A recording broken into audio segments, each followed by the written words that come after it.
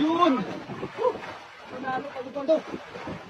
So, bali, naghahanda lang naman yung kaibigan natin sa paghagis sa kanyang dala. Diyan na lang yan. Ang gagawin mo? Yan, tutupan natin doon ulit sa ano. Takuin natin kung talagang mahuli natin yung napakaraming isda. Kaya ko na dito. Kaya yan. Pwede mo naman yan kunin eh. Pagka ano mo, takuin mo lang dito. Oh.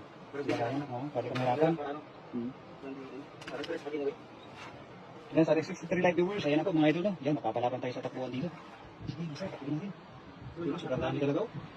Napakarami. Ay, siguro yung performance niya, pagka may makita ka. Siguraduhin mo. Ayun, para hindi tayo napapansin ng mga isla, oh. Ayun na, umalis na. Ayun na, magpapalapan tayo dito. Ayun, ayun, uy, huli. Huli talaga. Ha? Dami. Oh. Uy. Ayun na, ayun mga kaibigan. Ayan, sasabi talaga sa mga kaibigan. Yun. Uy, yan, lapit oh. Sumakat ng buka, talaga napakarami din ang makuha niyan. Yun. Panalo, pagod-pagod. Panalo, pagod-pagod. Basta kung mapapansin mo yung mga butas-butas na yan, mga tilapia may gawa niyan, kaya mga nila eh, kaya kaya nila eh. Hindi sila nag-date.